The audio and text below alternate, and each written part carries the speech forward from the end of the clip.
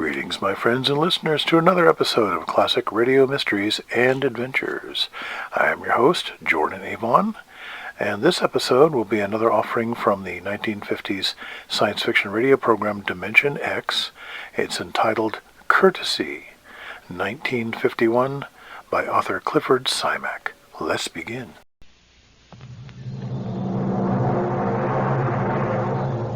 Adventures in time and space, told in future tense. Dimension X.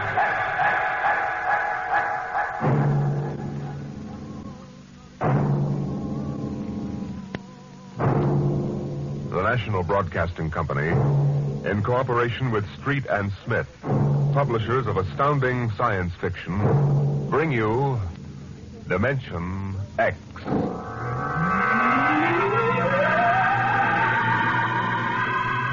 This is the story of the second expedition to the planet of Landro. I am recording it for any future expeditions which might land on this God-forsaken sphere, in the hope that they may learn from our tragic example.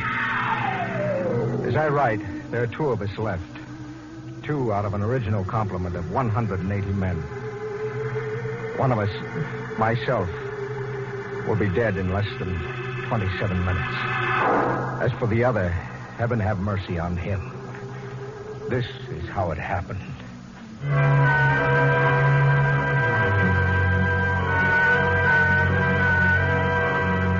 On June 3rd, 1997, less than 2 months ago, the last of our supply ships blasted off Landro, headed for Earth.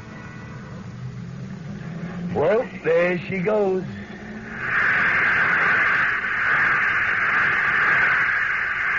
Like a big-bottomed bird, huh? Like to be a boarder, Battiers? Me? Listen, Captain, I've been kicking around with you from one planet to another for so long now, they're all getting to be the same. Not this one, Battiers, not Landro. No, maybe you're right there. I ain't never been on one like this. It's a cemetery, that's what it is, a big, cold cemetery. Them empty cities, that's what does it. Sitting there like they was tombs. Battiers, you're getting to be a poet in your old age. I ain't so poetic I didn't remember to swipe a bottle of Irish off that supply ship. What? Right here. You know, Brady, if you weren't the best all-around cook and troubleshooter I ever shipped, I'd court-martial you. Well, since I ain't being court-martialed, how about we should open this Irish hair tonic after supper tonight, right? Right.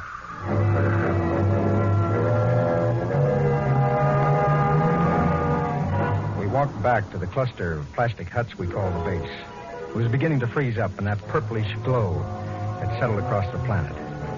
Yes, it was like a cemetery, all right. A cemetery of dead cities. We walked past one of them, a huge plastic dome with tall, graceful buildings, atomic power systems, vacuum conveyors. All perfect, all deserted, all ominous. How had it happened? Nobody knew for sure. But the best guess was that the plague had frightened the original inhabitants of the planet so that they had piled into rocket ships and headed for some distant planet.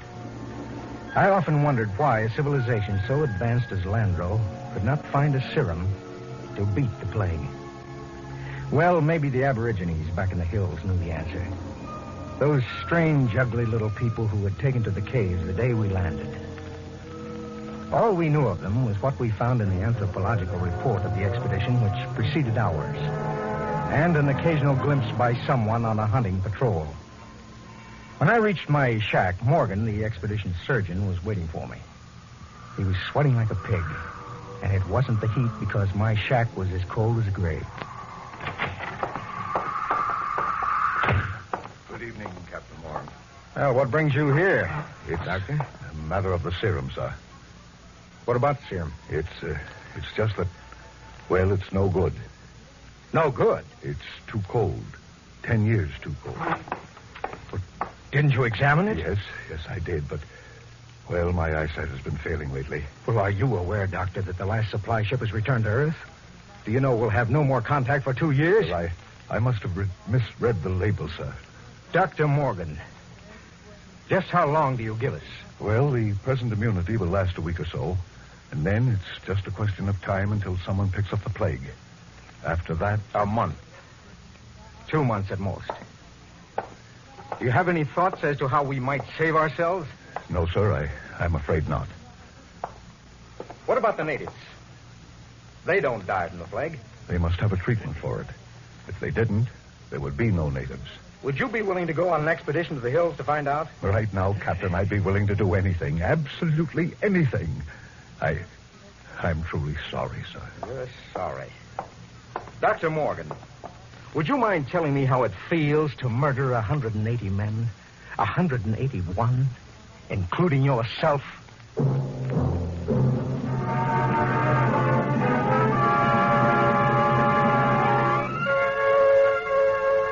I did a lot of thinking after Dr. Morgan left my hut. It was still unreal for me.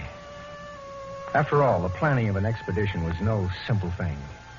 You put into it the results of years of training and experience. Every man on my crew was handpicked for his skill. And yet a simple thing like a myopic surgeon misreading a label could blast the whole thing. Yes, it was a shame. I did the only thing I could think of. I yelled for Batty Ears Brady. Brady, get your carcass in here and hurry it up. Okay.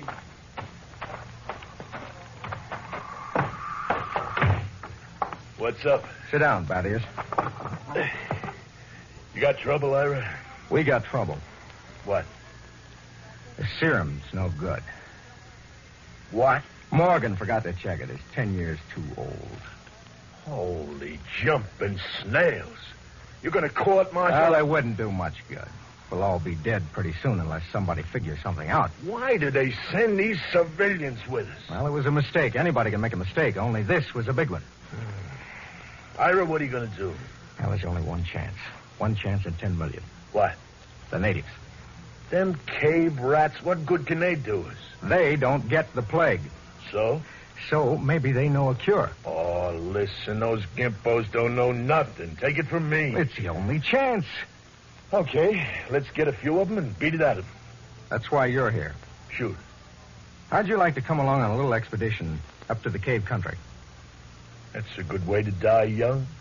We die young anyway. Okay, what's the pitch? Now, we don't dare let the rest of the camp know. It would knock our morale to pieces. Who's going? You, me, the doctor, and Faulkner.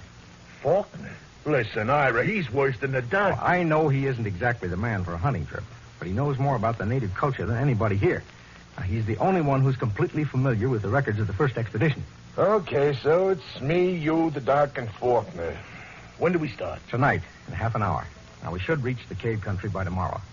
With luck, we'll be able to find natives before night. And then the fun starts. You know, Ira, them gimpos don't exactly love us. Nobody loves us Batty Ears. That's one of the great paradoxes about this job. We come here to help them, to civilize them so they can live like human beings instead of pack rats, and they run off to the hills and hide from us. Like we had the... I almost said plague. Okay, Batty Ears, get the doc and Faulkner.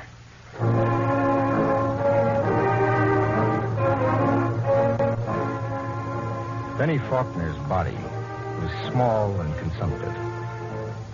But he had a good brain. He was the best anthropologist the Interplanet Institute could recommend. He and Dr. Morgan were the only two civilians on the expedition. The rest of us were all Army or Space Patrol. We hadn't been marching very long before Benny's frail constitution began to show signs of wear and tear. What's the matter, Benny? It's nothing. Just the dust. I'm allergic to dust. You hear that, Ira? He's allergic to dust. We better call off the expedition, huh? Easy, Batty Ears. Yes, sir. You want to rest a while, Faulkner? It's okay.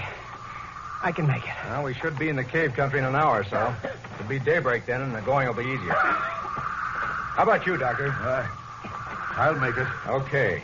Let's go. Ira, What is it? don't look now, but very slowly turn your eyes to the right and look behind that big yellow rock. Okay. You see anything? No. Keep looking. Don't stop walking or let on. Okay. There. Look like a shadow or something. It's one of them gimpos. He's been following us now for almost an hour, dodging in and out behind rocks. I think there's more of them, too, but I couldn't swear. Well, anyway, they know we're coming. That's for sure. What do you think? Should we bring one in? Not yet. We don't know how many of them there are. Just pretend you don't see them. And above all, tell the others to show no signs of fear. There's nothing will start these simple-minded cavemen like fear.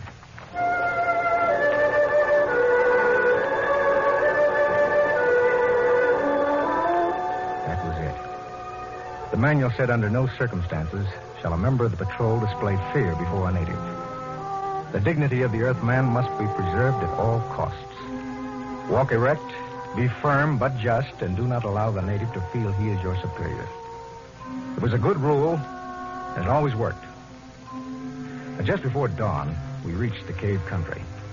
We were tired and hungry, and we stopped to cook some food and rest. Everything was quiet. There was no sign of the Gimpo, as Battiers called him, until... Hey, get in there, you sneaking little monkey man. Come on, or I'll break this shovel in your stern. what's the trouble? Look at me, Ira. They caught me one of these gimpos sneaking around outside the tent. He almost slit my throat with one of those stone knives he did. Yeah. Bring him into the light of the fire where we can get a look. Yeah, right. Faulkner. Yes, sir? Try to establish some communication. All right, get in there. Look out now. No need to knock him down, Battiers. That's the only language they understand. Faulkner, see if you can reach him. Okay, Captain. I'll need a drum of some sort. A what? Well, I find they communicate with one another through a very primitive kind of vibration of the tongue. Now, the closest I can come is a series of drum beats, a sort of a Morse code. The psychologist on the first expedition had it worked out before he was killed by the plague. I've studied his notes, and I think it'll work. You mean these animals can talk to one another? I believe they can. At any rate, we'll have a chance to find out. Do we have something I can use for a drum? Oh, here. Take my helmet. Thank you, Doctor. Now, I'll tap it 4 times. That's a greeting of some sort. Oh, just a moment. Yes, sir? I don't want you treating this fellow like an equal. Don't give him the idea that we're desperate. Once they sense that, we're lost. All right. Here we go. Now I'll give him the helmet. Good. He seems to understand. What shall I ask him, sir? Now, first, tell him we come in peace. Reassure him that we don't wish to hurt him or his people. I'll try. He seems to understand. He wants to answer. Well? He says, others like you came to Landro. He must mean the first expedition. Go on. I want you to lead around to the subject of the plague gradually. Don't let on that we're desperate. I'll do my best, sir. It was a strange sight. On one side of the helmet crouched little Benny Faulkner. Across from him crouched the Landrian, a humpbacked gray little creature with an enormous head and those soft lavender eyes. I'm setting forth in this narrative the transcript of their conversation as Benny Faulkner later transcribed it from the best of his memory. Faulkner, we come as friends. Native. Why? Faulkner, we will help you to rebuild your cities and make your machines work again. Why? We want to help you to enjoy the benefits of the great culture which once thrived on Landro. Why? Because we want to help you. If we ask you not to help us, will you go away? We stay for your own good. We have helped many others on other planets. How? We teach them a better way to live. Their way of life was better than your way. Have you tried our way? Why were your cities abandoned? Was it the plague? Yes. Do you still fear the plague? Yes. Do any of your people become afflicted? Some. How do you treat them? How do you keep the plague from spreading? Do you have a cure? How can we find a cure for the plague? Go among my people. Will we find the answer among your people? My people have the answer. Will you tell me the answer? Go among my people. The drum beats ended. As far as the Landrian was concerned, the conversation was ended. He rose to go, and Faulkner stepped from his path. But Brady was there to ensure the bet. Hold on there, bucko. You ain't going no place. Don't maltreat him, Brady. What'd he say, Benny? He says his people have the answer. What do you think? Well, there may be some truth in it. He says some of his people still get the plague. That must mean it isn't a question of immunity. They must have a cure. Well, he wasn't clear on that, Doctor. Then they must have a vaccine to keep it from spreading. Does he know? Evidently not. I could beat it out of him. I don't think he's lying. Well, that leaves it up to us. Now, the first level of caves are on top of that cliff about a mile ahead. It's a trap. I'll bet my last dollar on it. Maybe not. We'll have to risk it. Now, wait. Yes, Doctor. Let me go. I got you all into this. How will you talk? Well, Benny here can give me enough of the code so I can ask the big question. All right, Doctor. We'll wait at the foot of the cliff. Now, you go on ahead. If you aren't back down in 3 hours, we'll come up after you. What about the Gimpo we've got? Now, we'll hold him as a hostage to ensure the doctor's safety. Mm-hmm. Now, if the doc comes back, all right. We'll let him go. Your job, that is. A pleasure. Don't kick him. Natch. But if he gives me any trouble, I'll take a shovel to his bottom. You can count on that.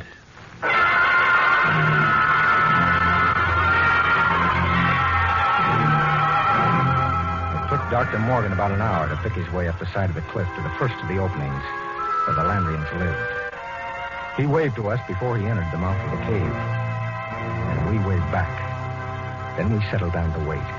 It was a long, long wait. 8 o'clock. He's been up there more than 3 hours, Ira. We'll give him a little more time. It's getting colder. Now, keep the fire going. You think we'd have heard something by now? If that was going to knock him off, I mean. Well, not necessarily. Wait. Look. Up on the cliff. That's the doctor. What's he running for? I don't know. He looks scared. Crazy fool. If he don't look Hey, out... Doctor! Dr. Morgan, look out! Look out!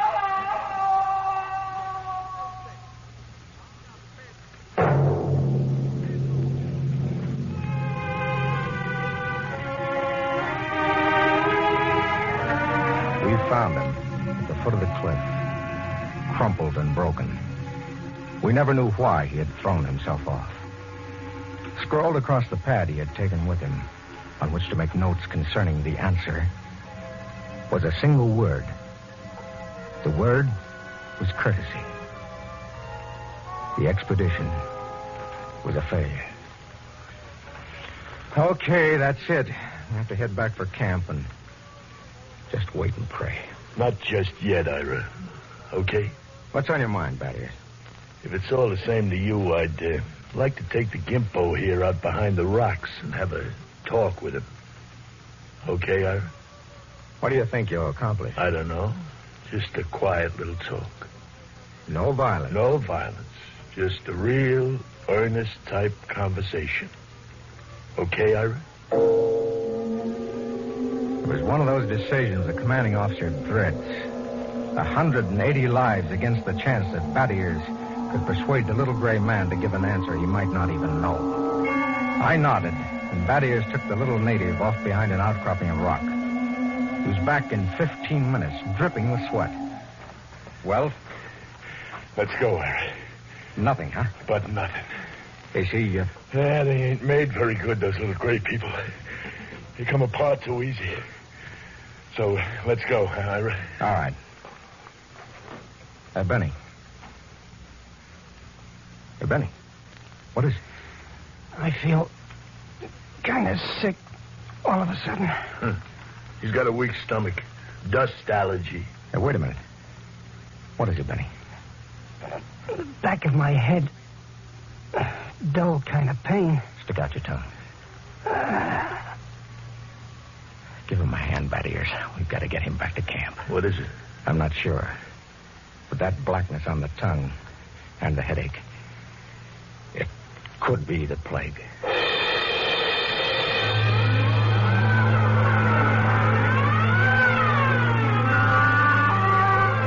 By the time we got Benny Faulkner back to camp, he had the red spots on his body. And then the fever began to rage. It was the plague, no mistake about it. Before morning, Collins, the supply sergeant, had it. Then it was Peabody. After that, the men went down like 10 pins. They screamed and moaned. And then they died. Come. Hello, Thaddeus. Ira? Have a drink. It's the last of the cough medicine. Yeah.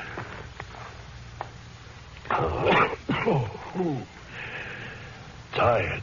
Oh, man, I've never been so tired. What's the count? We lost 6 more today. 6. That makes 29 dead. 29 in less than a week. It's them stinking natives. They put the whammy on us. All right, take it easy. Easy. I'd like to take a machine gun up to them hills and knock off the whole bunch of them. How's Benny? Now, that's a funny thing. I went into his tent this morning figuring sure he'd be dead by now. Instead, I see his fever is down a couple of points. That's amazing. Usually gets him in a matter of days. Faulkner's been hanging on for weeks now. Well, keep an eye on him.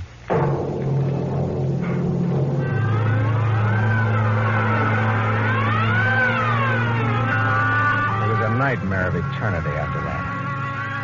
A ceaseless round of caring for the stricken and helping with the graves and writing in the book the names of those who died. Sleep came in snatches or when we were so exhausted we couldn't stand. Then one morning, Battiers Brady dragged himself into my shack. Sit down, Bat. What's the count? 6 left. We buried the chaplain today. You got a cigarette? Yeah, sure. How's Faulkner? I don't get it. Still alive? He's getting better. He's sitting up. Holy mackerel. This is a good cigarette. Well, like any other. No. Oh, this one's different, Ira. It's my last. What do you mean?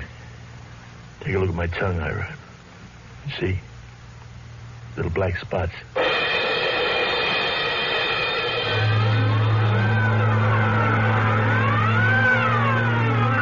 Somehow, I managed to get him into bed. He was already raving when I gave him the last of the morphine. It was incredible. Big, brawling Battiers Brady, a tower of strength, lying sick and whimpering on a cot. I went out on the moors to think. The sun was a dull red glow. Cold breeze gripped up. The planet of Landro was an emptiness. I thought about Battiers and Dr. Morgan and Benny Faulkner. Why should Faulkner, of all of us, recover from the plague from which no man recovered? I turned and went back to see Benny Faulkner. Hello, Captain. Hello, Benny. How are you? Good. Got up and walked a couple of steps today. How goes it? Brady's down. Oh. Listen, Benny. There must be some reason why you survived the virus. Well, how about you? Why didn't you ever even get it? Now, give it time. What can I do? I want you to tell me everything you know about yourself, everything you can remember.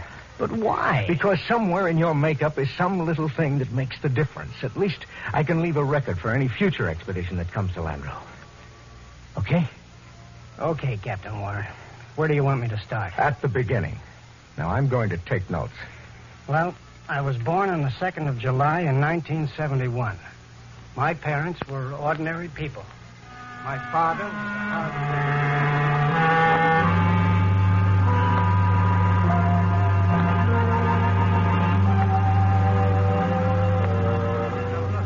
I've told you everything I can remember.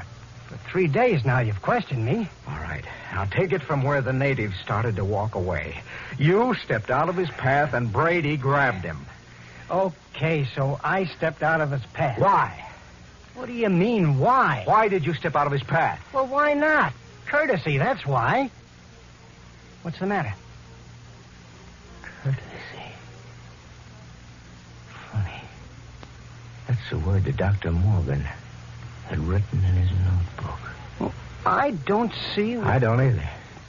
Hey, tell me, why should you want to be courteous to a native? Why not?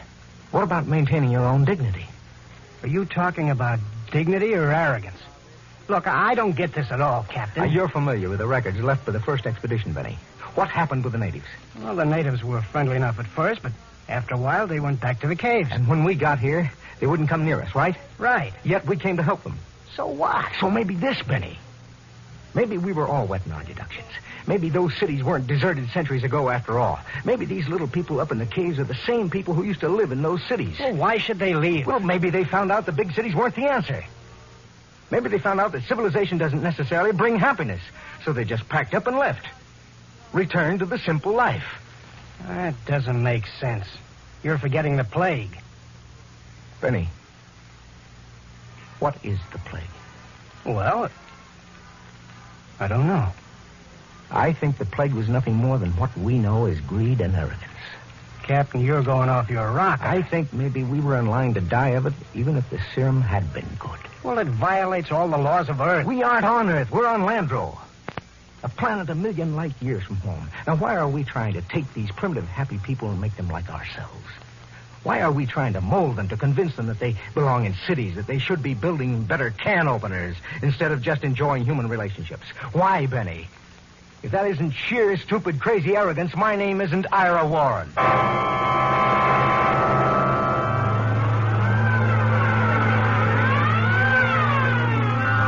other four went that night. 3 days later, Thaddeus Brady died. In his delirium, he was howling about how if he could just get his hands on one of those stinking natives, he'd wring the answer out of them. After I buried him, I went back to Benny Faulkner's tent. Faulkner was getting out of bed as I entered. How's he, Captain? I just buried him. Holy Mother in heaven. That means 2 of us. 2 out of 180. Not 2. Just 1. Oh, but you're all right. I have a headache. I'm beginning to sweat a little, too. Well, can I help you any? No. No, I think I'll go back to my shack and finish writing the report. Well, maybe it isn't the plague.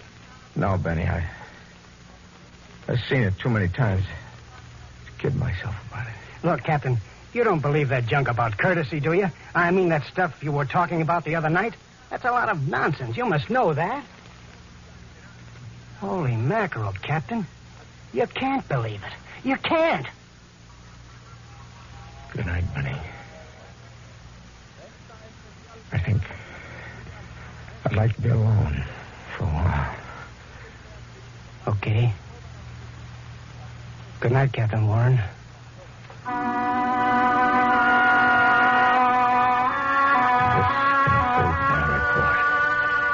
I am turning it over to Benny Faulkner in the hopes that he will be able to transmit it to any other expedition commander who contemplates exploring the planet of Landro. The fever is beginning to mount now. My hands tremble as I write. The end should not be far off. You see, I didn't have a chance. I stepped out of no paths.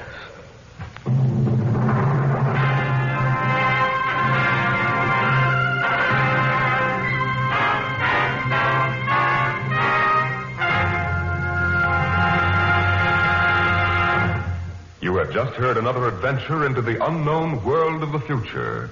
The world of Dimension X.